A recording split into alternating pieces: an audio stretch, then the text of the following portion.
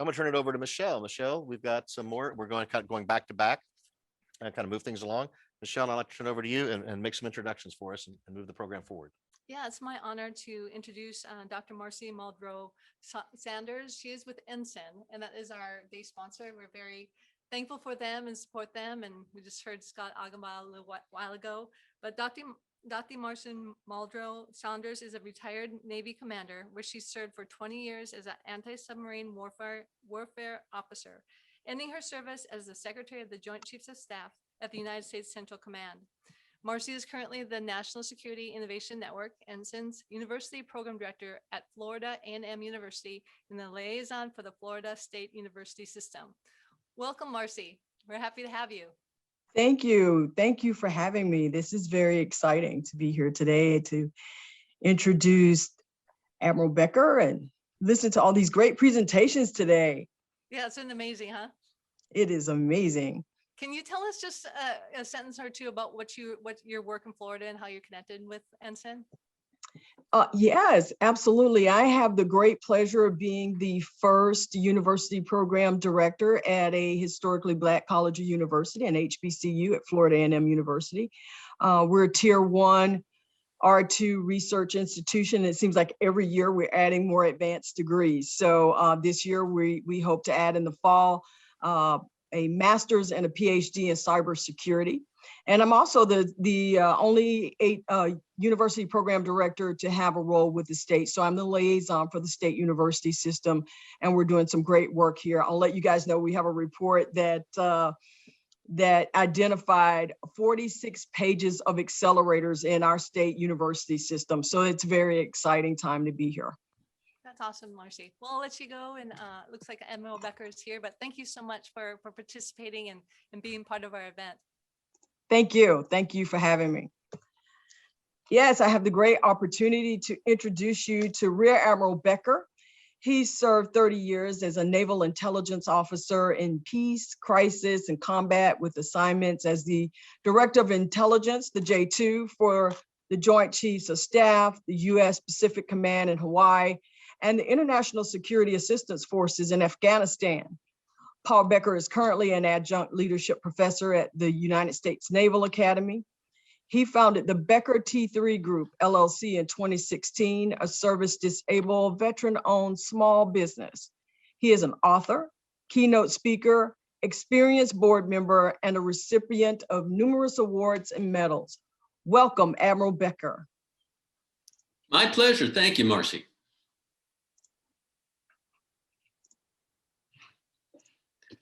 And I'll take it from here. This may not only be the smartest group of panelists that I've seen regarding defense technology and investment and funding, but it's also the most fit. You can tell not just by looking at their pictures, but if you read a little bit about them, I'd pick every one of them for my triathlon team, and that's something. Anyway, good to see you, gentlemen. Thanks for joining us.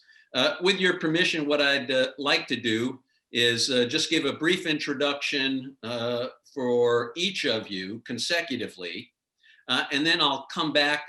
We'll start with Colin Supko, to kick off some personal comments and take 5 or 10 minutes, would you like? I have some questions queued up.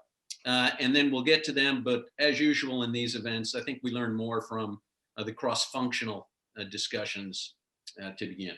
So I'll start with Colin, who is the head of Trusted Capital in the Office of the Secretary of Defense, Acquisition and Sustainment. Okay. Prior to joining OSD in that role, he was a Navy officer, a Navy surface warfare officer, a Navy SEAL. After he got his master's, stayed in Navy SEALs as a reservist, combat time in Afghanistan and Iraq along the way, still active with SOCOM associated units. And he was a burgeoning serial entrepreneur as well before returning to government. So more from Colin in just a little bit. Kevin Lantroop as the name implies, has a lot to do with the Army. Landtroop, just makes absolute sense.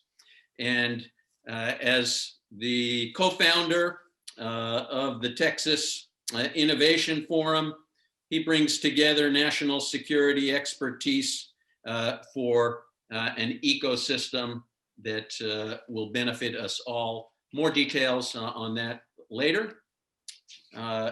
Peter Dixon of Second Front Systems, the Marine in the group. My brother is the Marine, calls me the black sheep of the family. So far a string, and this will continue, where every one of our panelists knows about the pointy end of the spear firsthand, and now they're back on how do we raise capital, share capital, invest capital, and get it to them. Peter from Second Front is well known in the AFS forum. And finally, a couple, Sean Drake from the Stony Lonesome Group, SLG for short, and Sam Riehn, from the CEO of the SBIR, right? The Special Business Innovation Research Group. Sean, former Army officer as well, and Sean, former Air Force officer with particular expertise in contracting, special operations, and cyber. All the service academies are represented, as well as the services themselves. So with that kickoff, Colin, if you'd share some thoughts, please. And I think we'd all appreciate your perspective on the nature of trusted capital right now and the defense technology investment atmosphere. Yes, sir. Radio check. Can everybody hear me? Yes? Yes. All right. First, what a distinguished group of people. I am honored to share the Zoom screen with such great leaders in both government and industry. So the first thing I'd like to do is start off with a little Trusted Capital 101. And it starts with our bottom line up front. Right? Our adversaries increasingly use non-military means to achieve their objectives. We call these things gray zone actions, which includes election meddling, as we're aware of, economic coercion, and the ambiguous use of unconventional forces.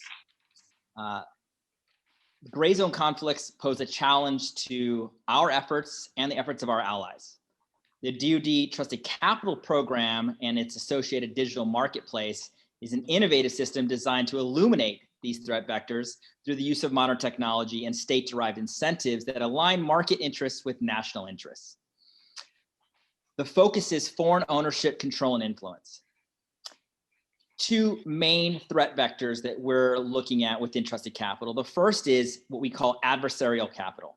What we've noticed is VC investments targeting US technology startups in the United States emanating from countries of special concern have increased in recent years, which enables adversarial firms to target valuable US technology and intellectual property for cyber espionage and or in an effort to dissuade US government organizations from doing business with those companies. Intellectual property risks involve the loss of sensitive US technology, as everybody's aware, IP theft, or even the diversion of technology and advanced capabilities to adversaries. This is all happening in the gray zone of which the United States has little understanding. So the next is supply chain risk. The Defense Industrial Base Partnership consists of around 160,000 defense industrial base companies and their subcontractors who perform under contract for the Department of Defense or government-owned, contractor-owned, government-operated facilities. So the characterization of supply chain risk when it comes to foreign ownership, control, and influence, we split up really amongst 5 different threat vectors. First is a defective or substandard component, including counterfeit items deliberately introduced into DoD items. Third, or second, I should say, defective or substandard components, including counterfeit items, are accidentally introduced into DoD items. Third is tampered parts are deliberately introduced in supply chains to make possible espionage or other malicious action. And finally, supply chains can be interrupted via countries of special concerns through logistics nodes within those supply chains. So we launched the Trusted Capital Digital Marketplace on January 13th. The marketplace was created as a forum to convene trusted sources of capital with vetted innovative capability providers that offer critical and emerging technology with potential defense industrial base applications. So the marketplace combats foreign ownership, control, and influence in US supply chains and predatory investment by our nation's adversaries via diligence in order to maintain the department's technological superiority. To accomplish the mission, DoD Trusted Capital developed a risk management framework to evaluate Trusted Capital digital marketplace applications. We've identified primary risk scenarios. Each risk scenario contains foreign ownership, control, and influence risk vectors that represent common risks across supply chains and foreign investment, identified by not just DoD Trusted Capital, but all of our DoD stakeholders. So we have 3 lines of effort. The first, which I've been speaking of, is the Trusted Capital Digital Marketplace. It's the forum to convene trusted sources of private capital with new, trusted, innovative technology companies. The second is Trusted Capital Innovation Tours, where the DoD is going to be sending uniformed members and civilians for 1-year tours with industry programs within venture capital companies. I can't express to you enough how important these venture capital funds are to our early stage innovation ecosystem. They are the blood in which pumps the innovation ecosystem through their capital. And finally, the Trusted Capital Incentives Program. And I pound the table on this because we as the government are beginning to wake up to how important it is to incentivize using market-based incentives our innovative partners in industry to do business with the government. And we are working within Trusted Capital to align those market-based incentives. So we have public-private partnerships that are beneficial to economic and national security. Finally, I'll end with where we are. So I'm running a startup within the Defense Department. That probably sounds like an oxymoron, but the reality of it is we have some really great leaders, from our new DASD to the acting undersecretary and our new undersecretary that will hopefully be confirmed sometime soon. So in 4 months, we have 63 companies that have been vetted and accepted into the marketplace. That's 48 capability providers, 15 capital providers. We have 7 companies that have been rejected for a myriad of reasons. We have 1.4 billion in total funding capacity via the accepted capital providers. We have 5 DoD organizational stakeholders that are our partners in this mission. And we have 7 different critical technology sectors, from artificial intelligence, position navigation and timing technology, data analytics technology, logistics technology, robotics, hypersonics, and autonomous systems. So that is DoD Trusted Capital 101, and I'm standing by for questions. Over. Thanks, Colin. We'll get a chance when we come back around. Next, Kevin Lantroop. If you'd please. Kevin, the inaugural managing director of Gray Line Defense. Please tell us a little bit more about that and any other opening comments, Kevin, what you're up to in Austin. Well, thank you, Admiral Becker. Yeah, I've got a lot of hats. Not as cool as a former Navy SEAL. I'm just a former scuzzy Army lawyer who happened to be one of the plank holders of the defense innovation ecosystem here in Austin. But plank holder is a good nautical reference, so thank you, for including that, Kevin. I appreciate that. I've got my name etched into the 8th floor of Capitol Factory, which is where all that stuff kind of has coalesced as the center of gravity for it in Austin. And in helping build out the programs and things, from the 8th floor of Capitol Factory that are intended to connect, some components that I think would be interesting to Colin. It's the startups, the technology providers, those early stage companies that are iterating and that are providing really over the horizon technologies and capabilities, but also what I would call the DoDX, elements. So Colin mentioned that he's running a startup within the DoD. Well, there's a whole bunch of them. There's Army Futures Command is a guerrilla startup that's like 30,000 people now. But within that, they've got the Army Applications Lab, which is, building cohorts and doing things a little differently. AI Task Force, AFWorks, AFVentures, Naval X. There's just so many of these organizations that have stood up, and they needed to connect to those early stage companies. And in order for all of it to work, we kind of had to have that third component, which was traditional industry bringing together. And then the fourth component really was the capital, bringing in those investors, because the startup companies are going to ultimately do what the investors are going to fund. And so that leads me to kind of like, in the process of advising a whole bunch of these companies over the course of a few years. And I know we have a bunch of startup companies that are pitching as a part of this event, because that's what this event is for.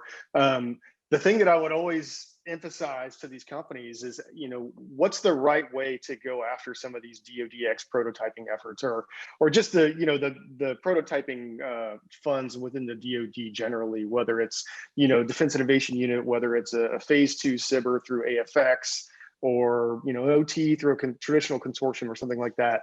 And that's this. Don't chase the prototyping money just because it's a nice, $1 million or $2 million payday. It really needs to fit with your product roadmap. There's really two good reasons to go after this money. One is it's going to help you take the product that you're trying to develop in a direction that you already want it to go. Or the second reason really is that it's a strategic type of opportunity. So don't just evaluate it for the funding that's available, evaluate it for, what comes after the prototype is built and deployed and tested, because not all of these programs are built for transition. Some of them have a more dedicated pathway than others. And, a couple of years and a couple of $1 million may sound nice, but it's going to distract you from advancing the commercial side of your product down the road that the investors want it to go.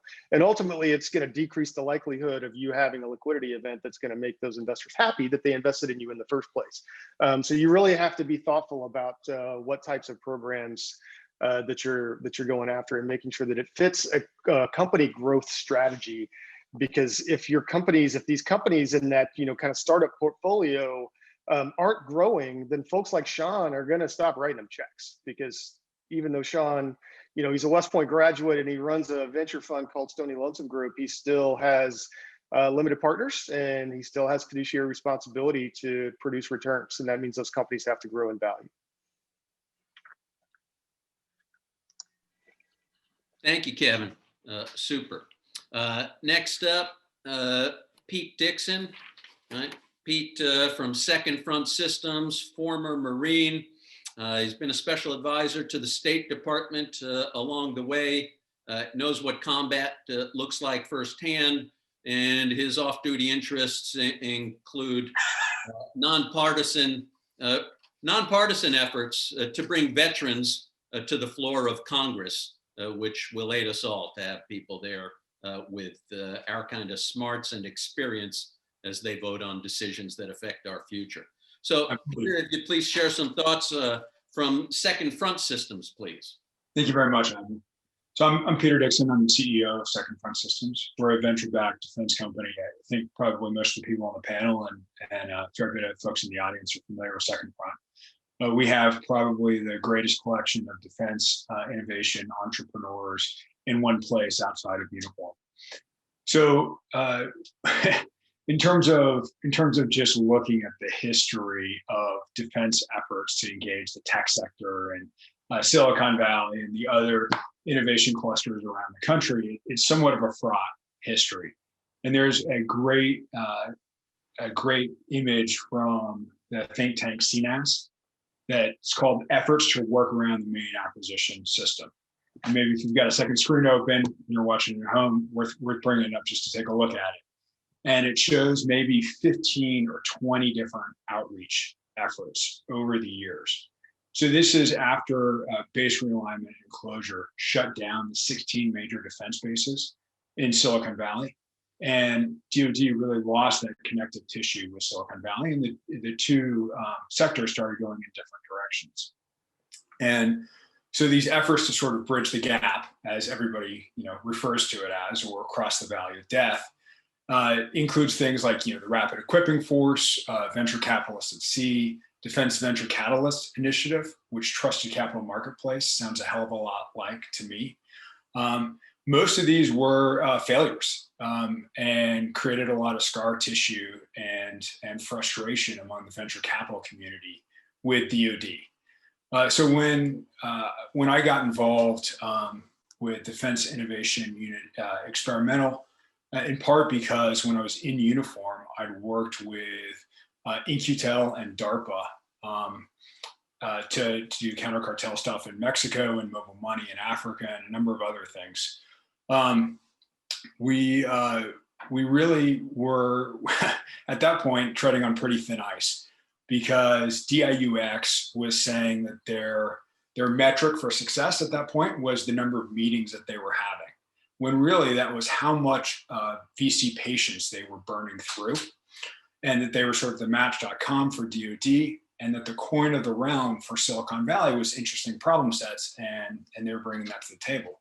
When really, I think we all understand that the coin of the realm for Silicon Valley is coin. These are startups that need to meet payroll every month. And so I think that there's a duty for us within the defense innovation ecosystem to recognize whether or not an effort is valid and is ready for prime time, and treat it accordingly. And so for startups and for other companies that are out there looking at funding, I really would point you to what Kevin said, which I think was tremendous advice on understanding if the DoD is a secondary or is a tertiary market for you. When are you ready to start going after that money? And are you able to find use cases that align with your core commercial interests so that you're not deviating too much from your central roadmap? If you look at the cycles of funding, however, in terms of technical demonstrations on the DoD side, pilots, prototypes, eventually into getting out of the lab, and then eventually getting to a program of record, you have a little valley of death there as you exit sort of the lab funding and grant funding, and you get into pilots and prototypes, and then you have another much bigger valley of death before you ever get to the program of record side. Everything to the left of that is sort of innovation budget dust from a DoD perspective. It's really only when you get into the programs of record, which is congressionally apportioned money, and it's coming from Congress and the Hill, where you get into real dollar value, right? In terms of billions, not ones and twos in terms of millions. And so if that funding kind of fits up from a gear perspective very nicely with family and friends and seed and angel and A and B and C and growth, right? And so the peaks can augment some of the valleys or amplify peaks on peaks if you get it right, but that's something that you have to manage carefully. And so I would really ask two questions that you're looking at for funding as the shorthand for doing this. Do they have money? And a lot of these organizations that you'll see out here that are saying we're a gateway or a door to DoD, or we're going to do matchmaking for you, or we're going to create a forum where you can find partners and find money. It's not money. Do they have money themselves? So organizations like AFWorks, which is going to spend $1 billion over the next year, right? That's real money. And then the second thing is, are they using other transactions to transact? Because if you're a commercial company, that allows them to transact with you on commercial terms. The other thing, and we'll hear from Sam here in a minute, is I would not screw it up on the proposal writing side. So I'd bring in an expert to get that part of it right. And finally, if you're trying to navigate all of this, I would not go spend money with somebody who's going to help Sherpa you around. There are a number of organizations and companies that are trying to make a go at that. I wouldn't spend money there. I would go contact Ensign and reach out to Commander Marcy Sanders or other folks within the Ensign network, and have them help you figure out whether DoD is the right market for you and who within that ecosystem, because they're partnered with all the right people, are the right fit. Thanks. Super. Thank you, Peter.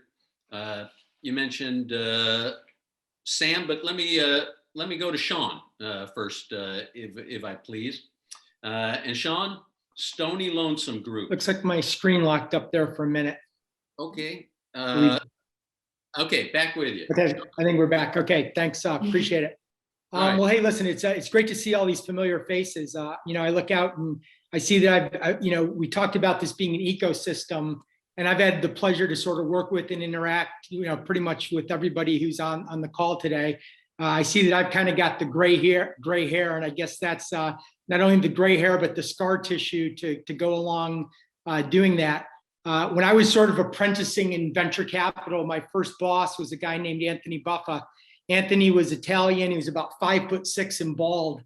And he would walk into the meetings and say, when he first got into venture, he was 6 foot tall and had a full head of hair.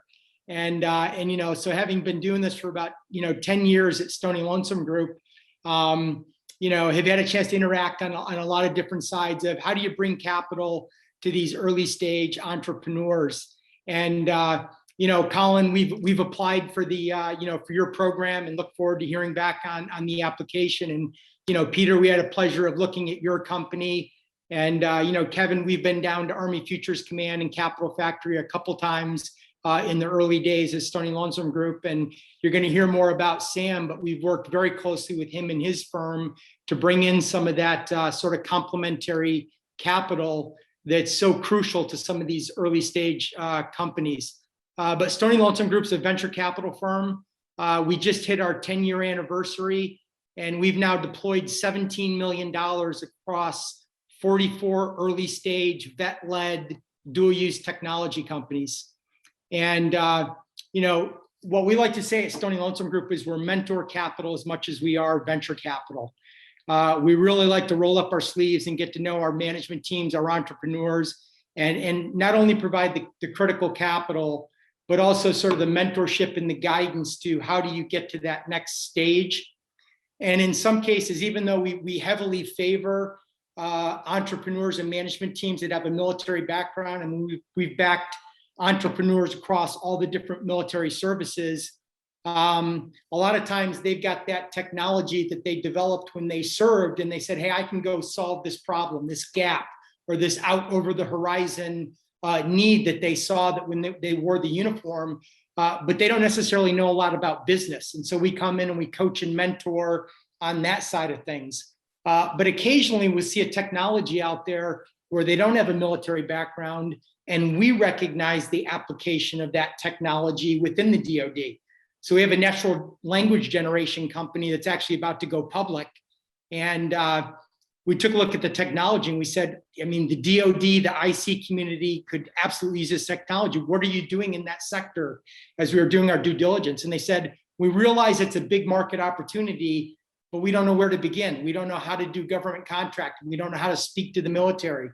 And so one of our conditions for investing is that if we invested, that they would open up that market sector. And we've brought some of our subject matter experts in to help guide them towards how do we make the DoD, the IC community a relevant, customer. So, when I think about Stony Lonesome Group, I think that's really what we do is that mentor capital. It's looking for the gaps, it's bridging those gaps, and trying to bring those mission critical technologies into the DoD and the IC.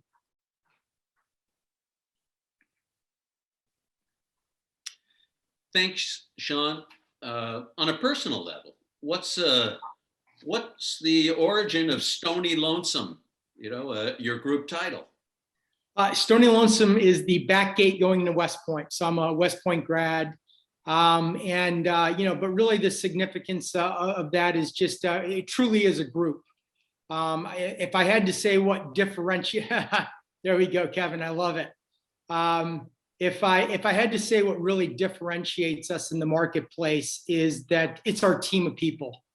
And, the people that have had boots on the ground, that have done the jobs, that appreciate that out over the horizon. What are the needs and the gaps that we look at? Because in venture, you get involved so early that you really have to be looking out over the horizon, and when, a few of us that came into service, it was sea, air, and land, right? And as we all know, it's now sea, air, land, cyber, and space. And those things are evolving. And and having a team that can come in and have that type of background. So I guess, Paul, it really is a group, and it's the team that we have across all the different services, and that deep understanding of what it is to wear the uniform and do the job, and need to bring those mission focused technologies back into the tip of the spear. Super, thanks. And thanks for the headgear, Kevin. It looked great highlighted against the sailboat in the background there.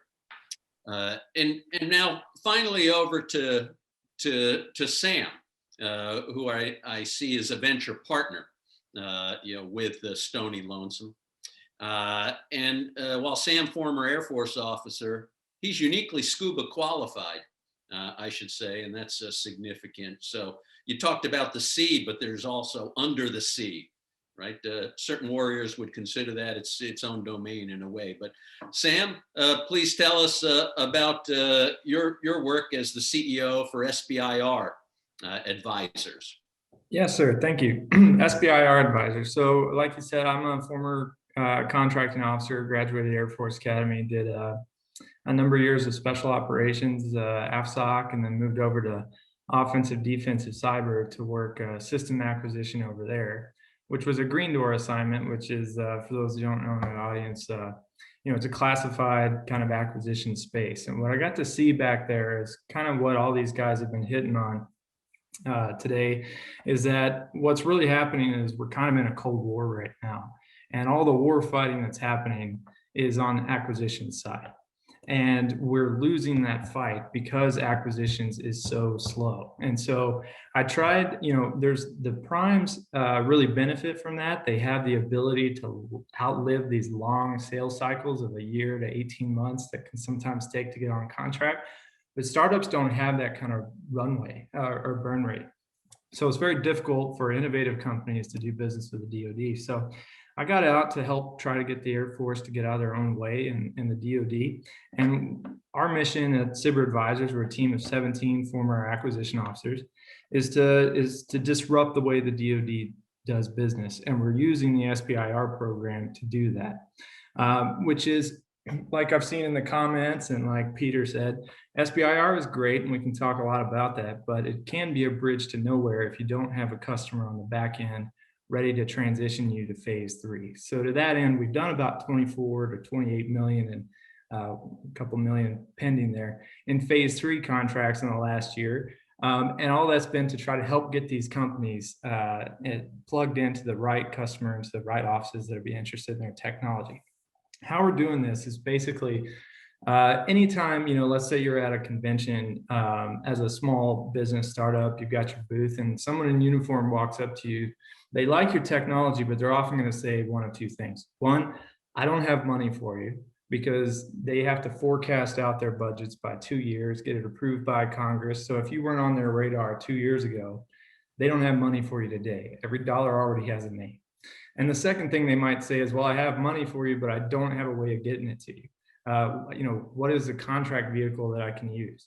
So we're using SBIR to answer both of those problems. So for one, we can say, okay, you don't have money, but you want to work with us. Let's go get other people's money, the SBIR funds, through a phase 2 to work with you. And maybe you do have money, but you need a way to get to us. Let's leverage that phase 3 sole source to do a direct sale and use that contract vehicle to go direct to that customer. So we're helping companies navigate those waters. And really that means we're doing 3 things. So yes, we do proposal writing. We do the heavy lifting there. 2, we do consulting, which is more like holding your hand through the process, helping you do non-proposal things like invoicing the government, how you do those registrations and deliverables. And then the third thing is probably most important, is that business development, making sure we plug you into a customer that's going to be interested in your technology and find a real fit in the DoD. And we work with partners like NSIN and Marcy Sanders and others to help do that. But certainly it's all about casting a wide net, then drilling down to the places you have traction and really finding a home. And it's a huge organization with a lot of silos, but we're there to help. Super. Thanks. I have some questions at this point, and I'll ask them specifically to a couple, 3 of you. But after we're done with that, others may want to chime in on the same topic. Sean, If okay, I'll start with you. And since I know you're a triathlete and you're right next to Pete, at least on my screen, I mentioned my brother, the Marine. You know, he called me the black sheep of the family. He was an elite athlete. And I'll tell you how elite he was.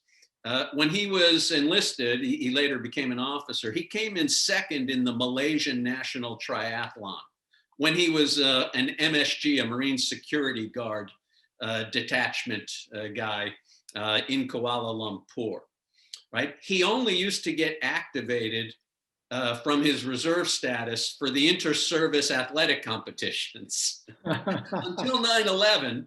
And then he was activated, 9 of 10 years, it seemed, in Southwest Asia or going to Okinawa to backfill other Marines. That's all an aside, on an afternoon to just keep the conversation going. Sean, you mentioned mentor capital. I like it. Probably worth trademarking, or copywriting along the way. You talked a little bit about it, so thanks. So if it's worth expanding a little more, and you also mentioned dual use technologies. Actually, several of you mentioned dual use technologies. Appreciate if you can give some perspective from Stony Lonesome.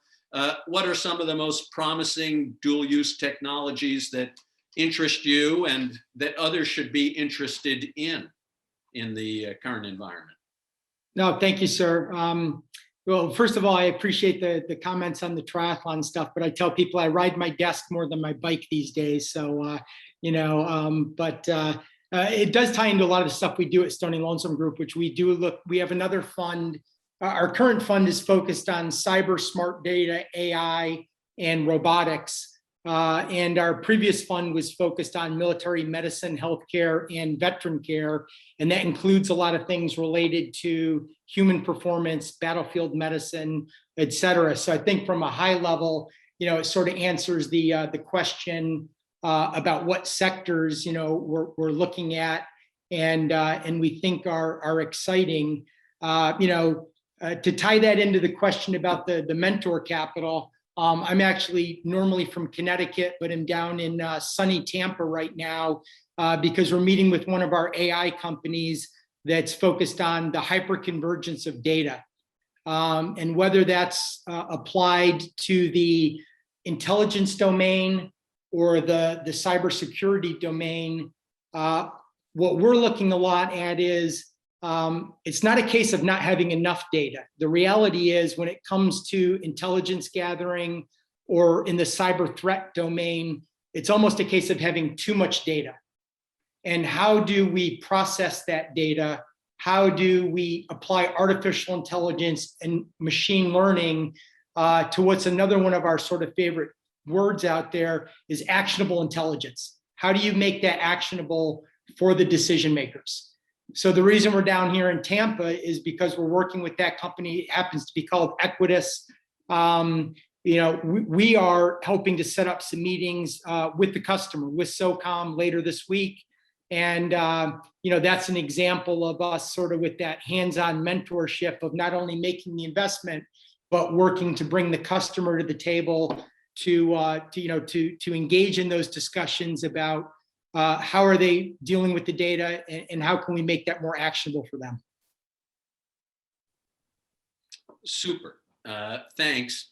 I see a bunch of questions coming in via chat. I'll catch up to them as well. And panelists, take a look at them as well. If you think there's something that falls neatly into your lane, we'll go there. So thanks for that, Sean. I just came back from Tampa. I was there on Friday. Long time ago, I used to command JIC-CENT, the Intel Center for Central Command. And it was another change of command. Like Dorfman in Animal House, I'm a legacy, right? So they brought me back to those changes. So was down there and always good to be back at that base. Here's one for Kevin, if you'd please. How should startups be thinking about Department of Defense X prototyping funds and things like AFWorks, SBIR, phases 1 and 2, DIU, AAL, Spartans, SBIR again. They have a purpose to start up and grow, but it's not just about booking the 1 mil as we talked about. What can you offer in that regard, Kevin? Yeah, thanks. I mean, that really goes back to the comments that I made at the intro of this session, which is, if startup companies going to be going after these DoDX prototyping dollars, they should be thinking about it not in terms of booking, $1 million to $2 million in revenue. They should be thinking about how it's going to help advance their product roadmap, how it's going to help their growth strategy, and how it really, gets them further along into penetrating the total addressable market. That, they showed their investors a total addressable market wheel whenever they got their first round of funding. So if they're not staying true to that plan, then they may get a second round of funding. But again, I have a real concern, quite frankly, and this is something that I hope is at the front of Colin's mind, that, starting with DIU back in 2016, but really AFWorks, poured gallons, if not hundreds of gallons of gasoline on this spark that was lit by DIU that turned the venture capital community towards the DoD problems, right? Because there was lots of funding available that could supplant, a Series A for some of these emerging technology companies that had dual use implications. And the whole concept of a dual use investor, I mean, Sean's fund, there are plenty of others. Scout Ventures by Brad Harrison is another one that comes to mind. These types of funds didn't exist 3-4 years ago. And now they're springing up, and they are kind of capitalizing on, again, what I believe AF Ventures did, which was to steer an entire generation of early stage startups and the VCs that support them towards DoD as a potential customer, and definitely as an early stage investor. But if the exits don't happen, if the valuations don't go up, if there are no liquidity events to realize returns for those LPs and the funds, then it's going to dry up in 5 or 6 years. And so we talk a lot about the valley of death. There was a question in the chat about, can you incentivize SBIR program managers to, transition by giving them, good marks on their fit reps or the OERs or whatever we call them across the services? I don't even think that that's asking the right question, because SBIR program managers don't own programs of record. They don't own the programs and the funding that drives those programs. It's going to bring you with recurring annual revenue, which is what is going to ultimately grow the value of your company and realize those the value growth and returns for the investors. So that's the big problem that I think that we have to focus on as an enterprise. But it starts with the companies. It starts with the companies, again, not going down roads that are not likely to produce those over time. And if we kind of put the DoD, if we put people like Colin's feet to the fire and say, hey, create a transition pathway or I'm not going to play ball anymore, then it's probably more likely to happen. Can I just add on to that a little bit, Admiral? I think what Sam was talking about when he was talking about the value of SBIRs in terms of path forward around phase 3 is single source justification that comes with a SBIR. Sam, is that right? Yeah. And so, so when you complete a SBIR, even if it's a phase 1, if it's an AFWorks 50K phase 1, you have single source justification. You can skip phase 2, which for AFWorks at least is 750K to 1.5 million, and go right into a phase 3, which doesn't come with any money, but allows you to transition into traditional contracting. And so you can find a customer that wants to buy you, use that single source justification to do a traditional FAR-based contract or what have you. That's a really good approach. If DoD for you is a secondary or tertiary market, I would establish those first proof points at DIU, at AFWorks, at other places. Work with Ensign to look at if you're a good fit for other sort of SBIR type funding across research organizations, and then go to somebody like Sam to get those proposals in and done the right way. Then what I would do is just go figure out which are the defense primes that you can work with. I would go get on a NASA SOUP contract through somebody who's a holder there. And I would go work with Carasoft as a distributor or somebody that's akin to that.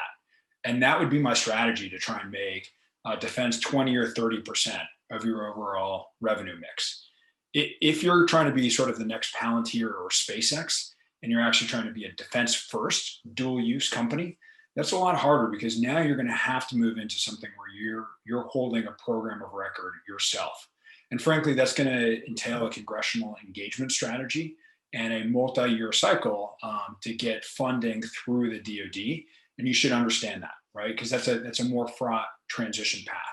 So just understand which track you're on, whether you're trying to be defense first as a dual use company, or whether you're just trying to have defense be a secondary or tertiary market, and pick a path accordingly. If you're trying to do just a little bit, you don't need to go engage, for instance, Congress, et cetera. I would say here, and Colin, let me throw a skunk on the table a little bit, because it seems like by background and just personality, you're the type of guy to turn it around. But for a number of reasons, Trusted Capital Marketplace does not have a good reputation out here in Silicon Valley or with many of the VCs. Part of that was the way that it got launched with essentially no money. Part of that was in some of the messaging that it went out early days, where it was said that if you were engaged in Trusted Capital Marketplace, you were doing so as a VC, not because you cared about ROI, but because you cared about patriotism.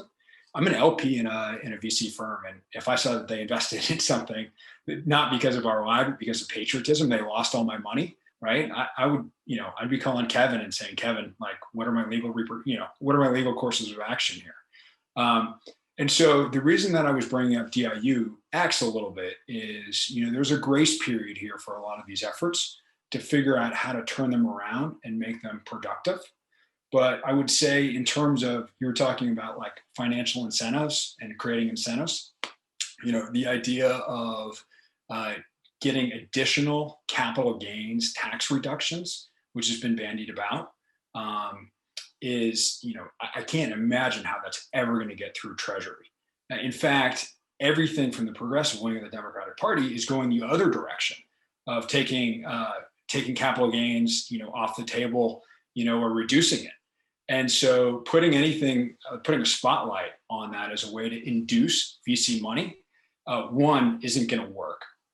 Two, is going to put a spotlight on capital gains, which is not a good idea in this political climate, right? And three, is going to induce the sort of behavior that Kevin is warning about, where VC crowds further into the dual use early stage ecosystem, when actually where the focus should be is how do we take the successful companies that have already been piloted, have already found mission fit, and make sure that they can scale to be successful. So the VCs see that there are exits, and then the VCs won't need to be coerced into putting additional money into this ecosystem to make up for the Chinese money that you're using FIRMA to pull out.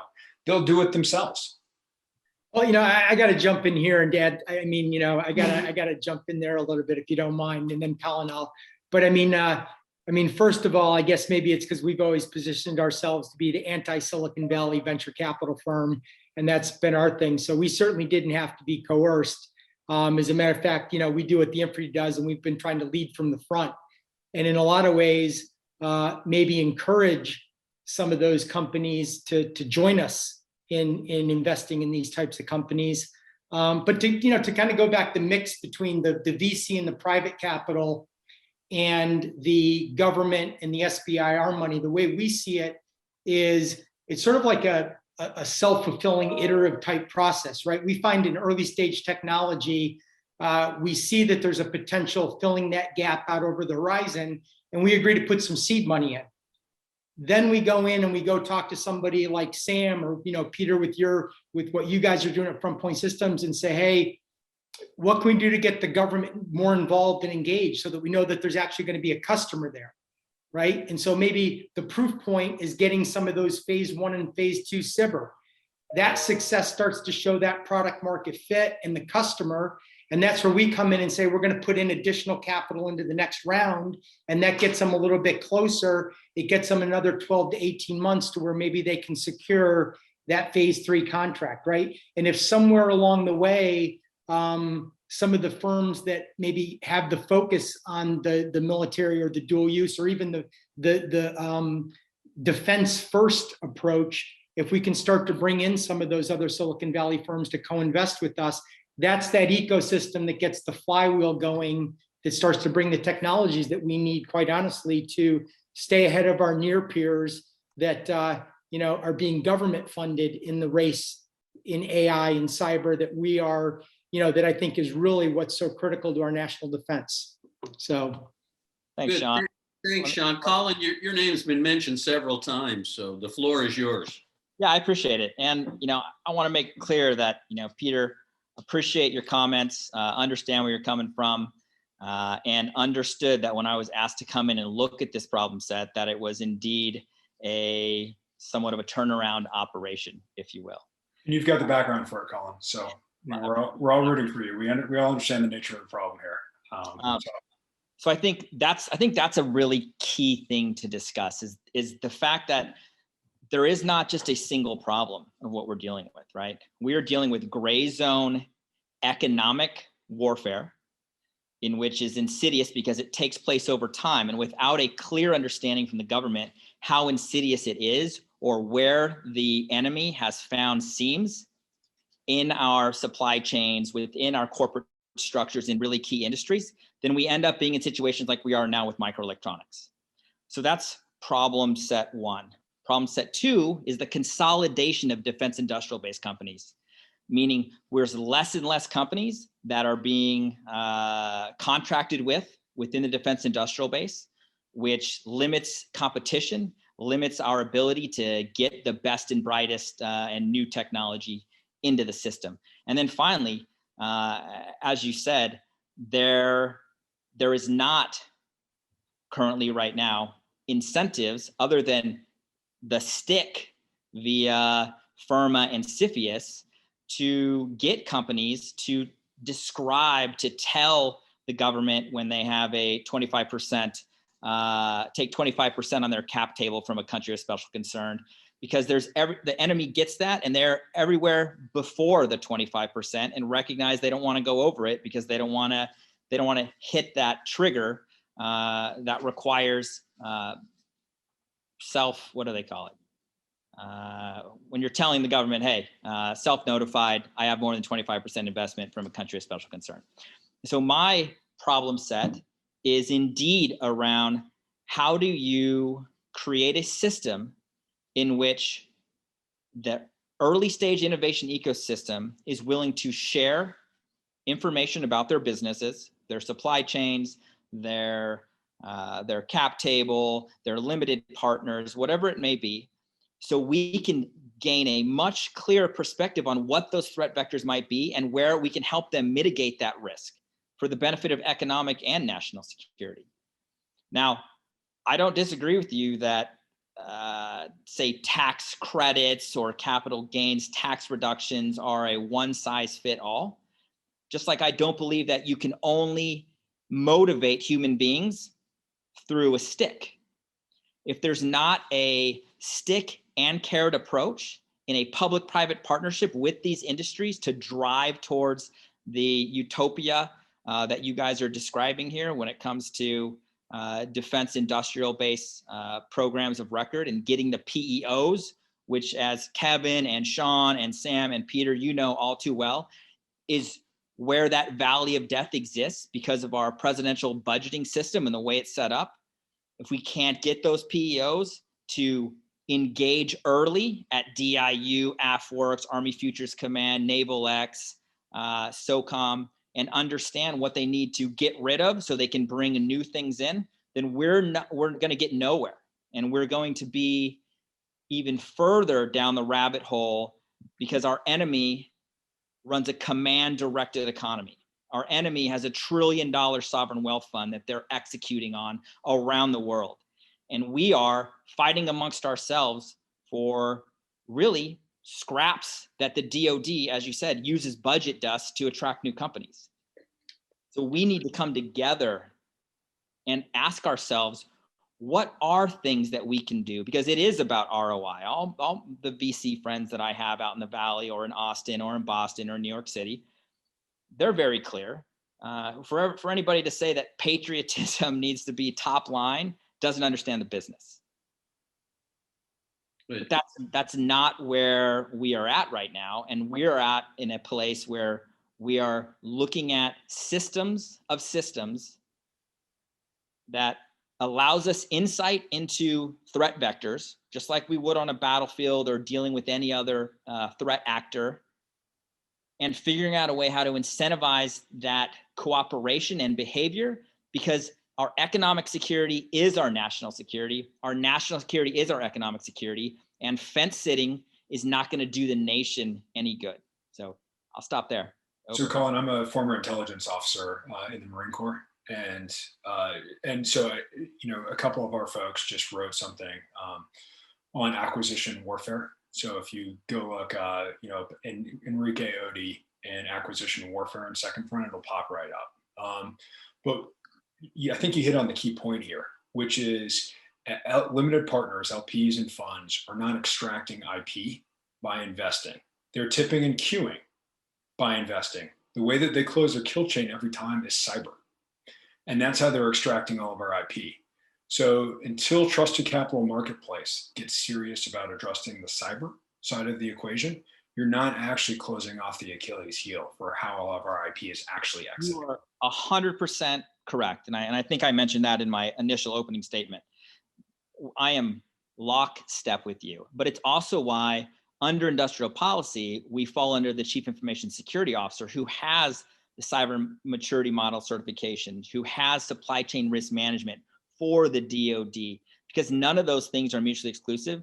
And you're 100% right. But the next step we got to go, Peter, when it comes to cyber, is who are the subject matter experts that are reviewing the code, that are reviewing the algorithms of any piece of software that's ever being updated and monitored on a 24/7 timeframe. And we're not there right now. Thanks. Hey, Peter, I'd lost track with Enrique Oti. We're old mates from U.S. Pacific Command. Please give him my regards. Hey, Colin, one more, and then I'm going to go to the chat windows and start asking open questions for all. Everyone's alluded to it, but in this era of flat or declining budgets, right? What are the technologies or approaches from the Office of Secretary of Defense level, the technologies and approaches that are likely to get the most government attention? What's the perspective from the Pentagon right now? Well, I'd be remiss to speak for the Office of the Undersecretary of Defense, but I will say that it's clear, based off executive orders that have been coming out and other executive action, what matters to this administration with respect to our adversaries, with respect to supply chains. And I think that's only gonna become more of a focus for the next undersecretary, who you all should know very well, is a great proponent of everything you're talking about, as well as up through the secretary himself. So I would say, in a world of defense budgets being trimmed slightly, we're going to have to look at those threat vectors, which may seem like we can put them off, with a clear understanding that we cannot put them off. And that gray zone, as Peter and others were describing, is the world we're living in, and it's only going to become more insidious as time goes on. Over.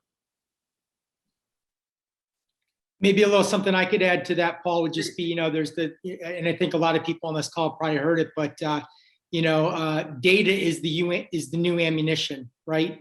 And the ability to fight those electronic warfare, the cyber domain, using artificial intelligence, processing the data. So, again, I think it goes back to AI is going to be a decisive advantage to whoever wins that race. And that also, again, looking at the horizon, in order to win some of that race, you've got to have the ability to have high-powered computing. So you start to look at sectors like quantum and some of those types of areas as well. Great. Yeah, I'll jump in there too.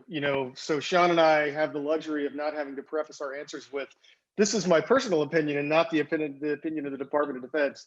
But look at the 2021 NDAA, which mentioned artificial intelligence, machine learning, and a half a dozen other variants of that concept, like 273, I think, times. Look at the National Security Commission on AI report, which was released just over a month ago.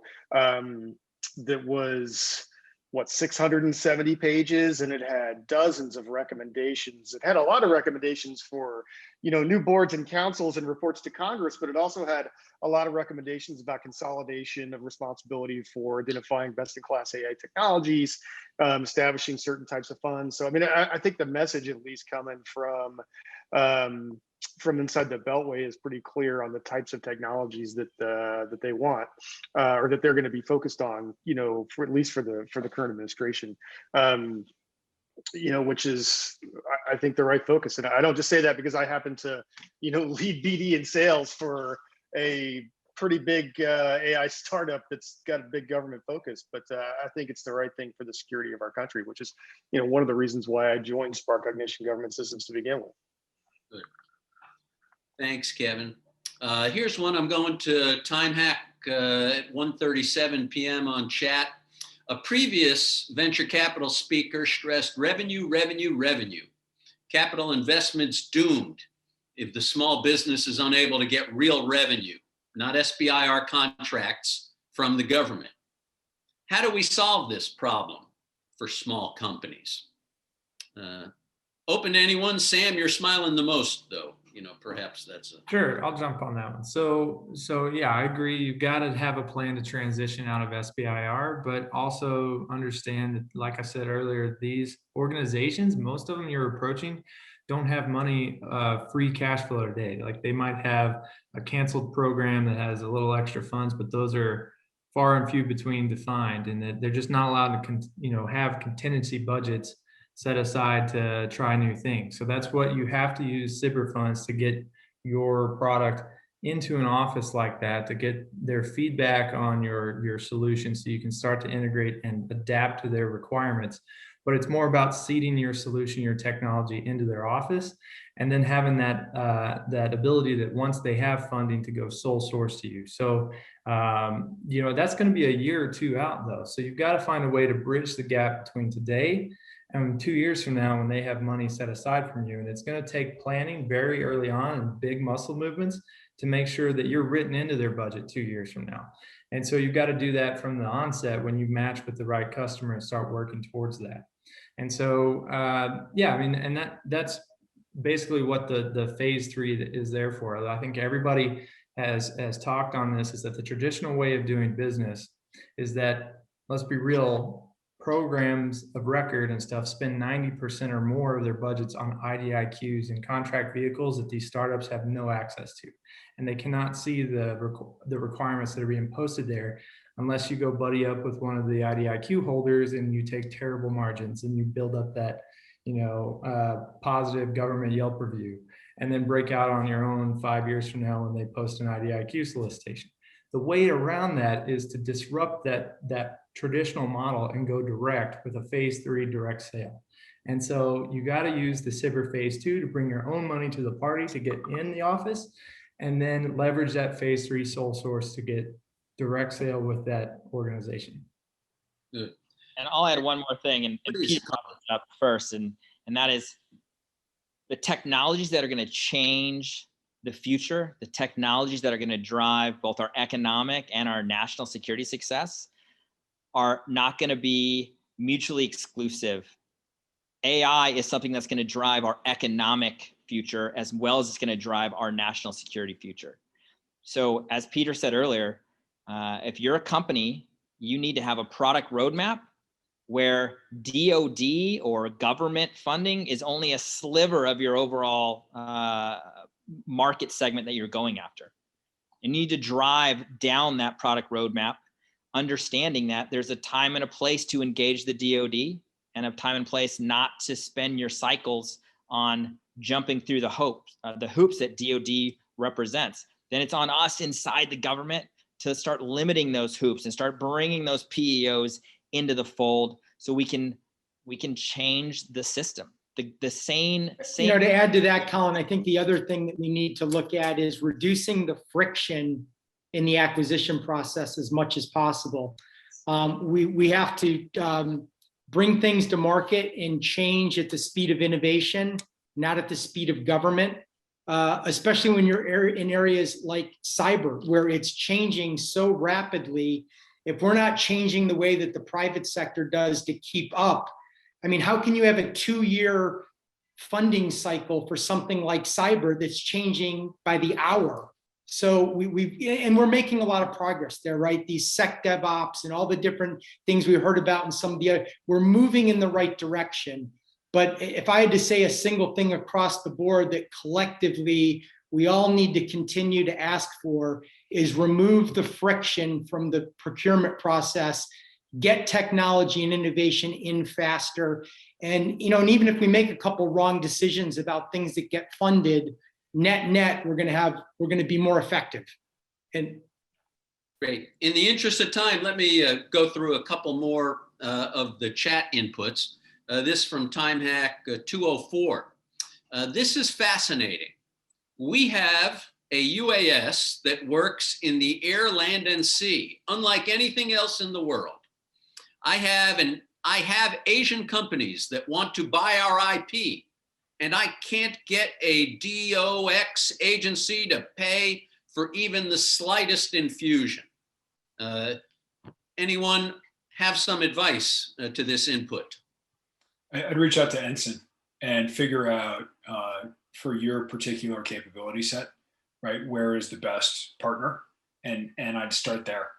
And they're going to be able to hook you up with both organizations that have a lot of money, like specifically AFWorks, but also organizations, you have a lot of people trying to get that money now. And so there are a lot of other organizations that may be more niche and specific for your unique capability that may really orient towards what you've done and get funded there. But one quick thing on what Sam said, just when you get grant funding, just when you're displaying it to the VCs, show it as non-dilutive funding or non-dilutive NRE, and don't represent it as revenue, because they'll knock that down really quick because they know it's not revenue. They know it's a one-off and there's not something on the back end of it in terms of revenue. So just display it in the correct way, and you'll get a lot of credit if you display it as non-dilutive funding, because every VC likes the idea that their funding is going to be augmented by non-dilutive. Good. We've got about 10 minutes left in the panel. I'd like to give everyone the opportunity to close it up just like you started it, and go in reverse order. Sam, if you'd please. Sure. I was actually going to add to Peter's answer there to the last question there, which is, it sounds like probably applying to maybe the wrong programs, and that Peter nailed it, that there's, over 2,000 proposals being reviewed by AFWorks SBIR phase ones every round. And when you're getting that many different kinds of technology, it doesn't matter how outstanding your drone is, it's not going to stand out, because they're comparing apples to oranges. They've got pillows and satellites and everything in between being proposed. So the one thing they're not even really looking at technical merit. They're looking at the one thing all companies have in common, which is your commercial traction. It's revenue and investment, and rack and stacking you based on that. If you don't have the revenue and investment numbers, it doesn't matter how many times you beat your head against that wall, you're not going to be at the top of that bell curve of who gets selected. So take a look at like the STTR program, where commercialization is important, but it's not the primary criteria what they're evaluating on. Now they're rack and stacking you based on who you're partnered with. And when you come in with a university or FFRDC or some other research institution, that provides the credibility that your technology has merit that they simply can't judge at AFWorks. Like, they don't have enough engineers in the world to know every little detail about 2,000 different technologies. So they don't even really try to be the technical experts or SMEs. They look at, hopefully there's other smart people who are validating that you have the best drone in the world, and you can provide letters of support and great teaming partners to help provide that credibility. So I'll just say that probably need to look other places like Peter said for funding. Okay, thank you, Sam. And Sean. I think there's been a lot of focus on sort of the funding of the underlying companies, but I'm going to switch it up a little bit and talk about how about funding the funders. And I think this will tie in a little bit to what Colin is interested in as well. one of the things that sort of has frustrated me out there, where we're in the business of sort of making money, but making a difference in national security with the investments. And it's not just Stone and Lonesome Group. There's a lot of other firms that are getting in that space, great people, great backgrounds, making amazing investments. But when I pick up the trade magazines and I see XYZ firm just closed a $300 million private equity fund focused on investing in retail endeavors in India or things outside of the US.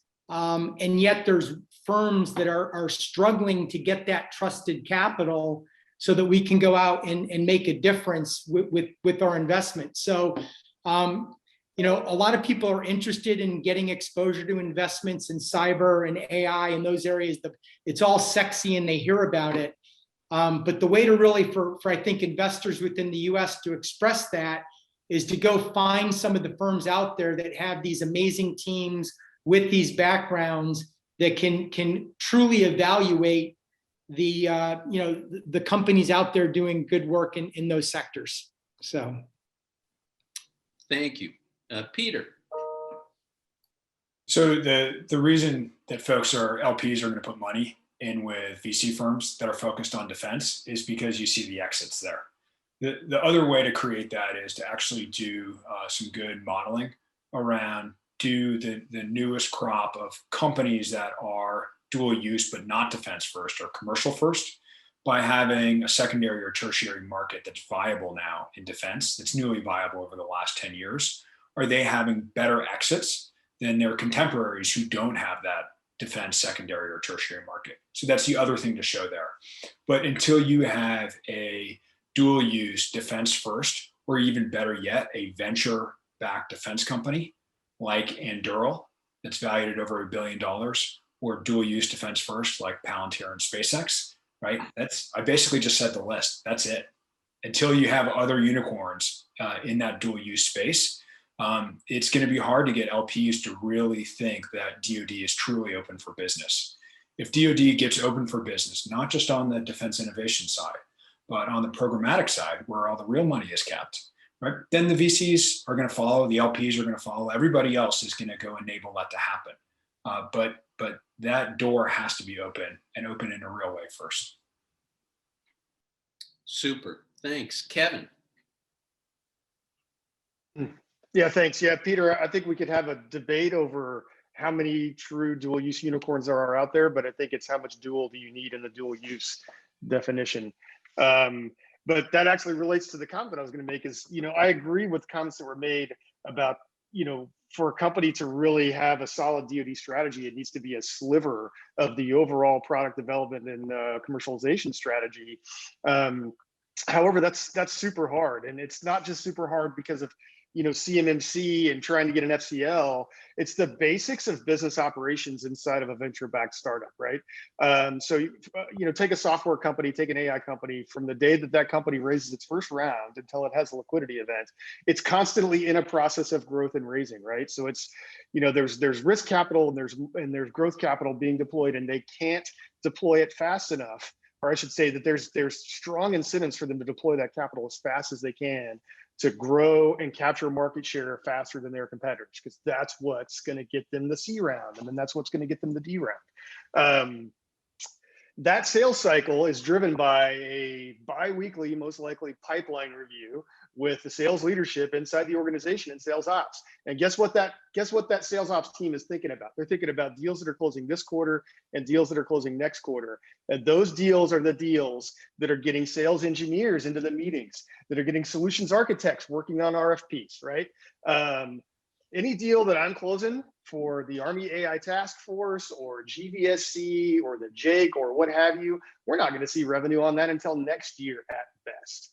And that's just hard. It doesn't fit the business model the same way. So I think that sliver that we're going to start seeing that actually does get traction and is successful is going to be a sliver that spins out from the parent company, the commercially focused company, and takes that commercially developed intellectual property to the government marketplace with a professional government-facing sales organization. I don't see it. Having advised a ton of companies and been inside one that's really, really successful on the commercial side and trying really hard to do the same, replicate that success on the defense side, I don't see many other ways that it can work. And to wrap it up, Colin. I have almost nothing to add to this panel of amazing folks who understand this business as good as any in the nation. I'll leave with this, and this is for the group as a whole. Our enemy understands our seams. Our enemy understands how we like to tear each other down and tear each other apart, and they execute in those seams. They do it over a long period of time. This goes back to ancient philosophies around the art of war and Sun Tzu. This is occurring right now in our nation, in our industries. They have resources, they have time frame, and they have a command-driven economy that allows them to do things that we either won't or can't do. If we don't figure out how to come together, both from an industry perspective and from a DoD executive branch perspective, we're going to continue to piecemeal and start and stop programs that aren't having the effect at allowing us to get after the enemy instead of reacting to what the enemy is doing to us. Good. I am open for any discussions with this group of people. I've learned so much today from each of you, and I want to help. Over. Yeah, that's super. I've long been on the record to emphasize something mentioned earlier, that we're in a data glut, but an information deficit, right, on applying some of this. And when it comes to strategic thinking, I'll be specific about the Chinese, for example. If we don't understand their grand strategy as they lay it out in their own words, via a translation, then we will forever be reactive to what we think are a bunch of isolated events, right? As opposed to seeing not only geographically how they're moving, but temporally, right? Our long game is a 5-year plan, right? They've been talking about a grand strategy for rejuvenation by the year 2050, for 100 years, right? And while we're talking about rebalancing physically towards the Pacific, they're talking about rebalancing temporally, back to where they are the hegemon, not their word, mine. But that's de facto what it'll be. So that's all super. I also learned a lot. You guys are fantastic. Real quick, if we still have 3 minutes, although I see the Hook video is up there from Murray. If I can still go to 2:30, each of you are proud representatives of your former services, right? Sam, what's one thing you think the Air Force does good in this world that's a lesson for the other services? And then I'll ask the other services on the way around. Well, they're pretty good at beating the others at football. So okay. Peter. Sorry, I'm just off mute. I think you look at the Marine Corps in terms of being really bold at completely reworking their strategy to make themselves highly relevant against a peer competitor in the South China Sea. Something none of the other services have yet to do. Doing things like divesting themselves of tanks, really bold strategically to go out and make that happen. And I think it's gonna, it takes on some risk. But as we've just been talking about, we can't compete with China if we don't accept some risk. And the Marine Corps has put that into practice. Sean and Kevin, combined input. My quick thing would be Army Futures Command. The fact that they made it a command, that they realized that as we transition from 20 years of fighting an insurgency battle to the peer and the near peer, to actually commit the resources at the command level to think about that next 20 years and what the force needs to look like. But Kevin, you're down there, boots on the ground, so I'll let you know more day to day what that looks like. Yeah, I'll go more to fundamentals as it applies to that. I mean, the Army, the one thing the Army's always done extraordinarily well, dating back to the Revolutionary War, is the ability to take a very complex task with thousands of moving parts and gel it down to something that a 26-year-old squad leader can get a bunch of 20-year-old privates to do effectively, and you got to touch kind of that 85-90% of your formation and get them moving in the same direction. That has inherent scale to it. And so the Army, everything the Army thinks about doing is automatically set up to scale, because they don't ever accomplish anything with a single squad or a single tank. Unlike the Air Force, who can be strategic at very small levels. And Colin, again, to wrap up. Yeah, to wrap up, I think the Navy's look to go back to Deep Blue and the littoral and their clear understanding of how autonomy is going to play out in any conflict that exists, whether it's gray zone or a future kinetic conflict, I think is outstanding. And I think it's only going to get better as more and more folks recognize that standoff distances are becoming less and less, and our ability to use autonomous systems is going to be a part and parcel to everything we do as a nation. Over. Fantastic. On time, on budget. Back to the mothership. Well done, sir. Well done, all of you. Yeah, for sure. Thank you, Admiral Becker. And the panel, you guys were just above and beyond. Thank you, thank you, thank you so very, very much. That was pretty good stuff, weren't That's they? fantastic. And they summed up, and I really appreciated the comments about China, et cetera, where they're at and how they think, et cetera, which is really kind of the purpose of why we're putting this whole thing on. Absolutely. So I appreciate it. And for them to be able to get at the how-to is critical. We agree it's important. Now Right. what? Yeah, how do you get it done, Yeah, how though? do you get it done, That's yeah. the key. That's the key. So Well- we're going to take a little 5-minute break, right? Sounds good. Sounds good. Okay, so we're going to come back with former Secretary, the Department of Homeland Security, Secretary Kirsten Nielsen. But first, we're going to take a 5-minute break. You guys do what you need to do, and we'll see you back here in a few minutes.